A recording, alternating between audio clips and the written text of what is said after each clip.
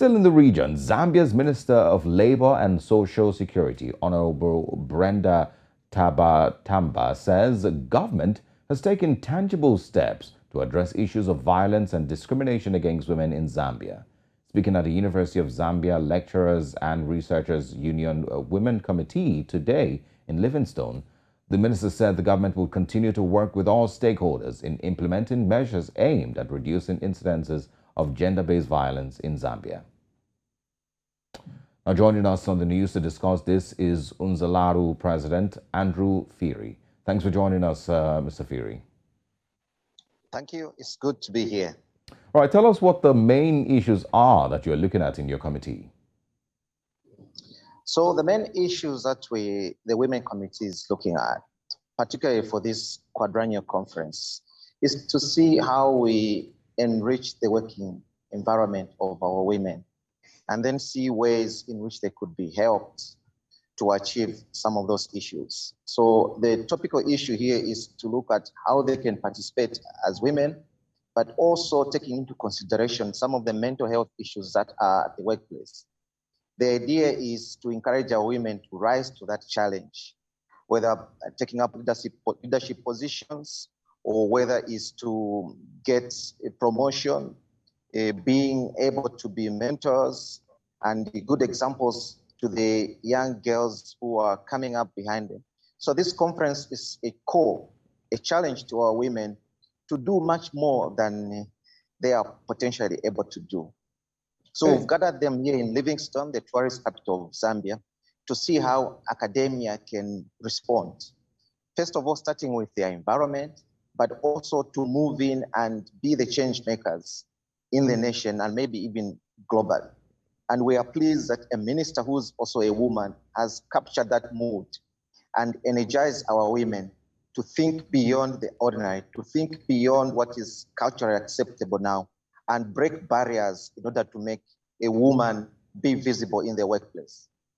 All right, I want you to paint a picture, for us in Zambia, what the big challenges were that prompted this committee being set up and, of course, all these moves being made.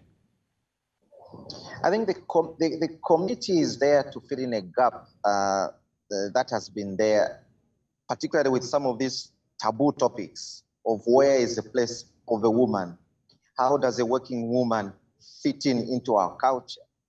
Are there any areas where we can change? Therefore, that committee came about to bridge a gap that has existed because of this male dominance, whether it's a leadership position or whether it's responsibilities and things like that. So this is where the Women Committee is supposed to come in and energize our women to be proactive, to shift away from what is in our African tradition, that a woman should be in the kitchen, a woman should be seen but not heard. So these are some of the permutations that have enabled us to come together and see if this is a topic that we can put up for debate, something that is usually discussed in the corridors but not brought up in the sphere. And this is what our minister also came to discuss. Is this something that can be raised at national level, where participation at local governments or national governments or in academia or whichever sphere of national development, where we want our women also to take part.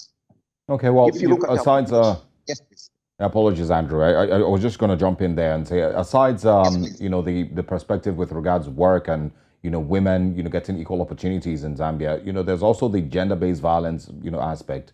And so how well do you think that this will, help fight against gender-based violence? And how well do you think that, this will go in that regard? So our idea is this battle is a long one because the issues that have affected gender, and in this instance, we're thinking of gender as both male and female, particularly gender-based violence. The statistics that we learned today were quite appalling. 83% of gender-based violence in women ended up into physical harm. But we don't know the mental harm that comes there. So the problem is really huge. And maybe in the women it's being exposed now, but it could be underreported in the male because of the stigma. A man doesn't want to say, I'm being abused verbally, I'm being abused physically, and how that affects my mental health. So we want to start the debate and start action. We're not hoping to get this done overnight, but it's just to start. Kickstart this forest fire and see how far it's going to go in changing the paradigm, where there's a paradigm shift in national politics, in local politics, in the home. So we hope this can start something, can start a debate and probably action at whichever level that we have in our nation. Okay, finally, if you can do this in 20 seconds, I appreciate it. What conversation do you think needs to go to the men? Yes, it's possible for a man to be abused. Please come up. I know it's a stigma, but it's something that men can come up with and report GBV. But also, we shouldn't continually be the initiators of this GBV. Let's do a change and promote harmony in our society. Thank you. Andrew Phiri, the president of UNZALARU, thank you so much for joining us, and looking forward to speaking with you again. It's been a pleasure. Thank you. All right. Bye-bye.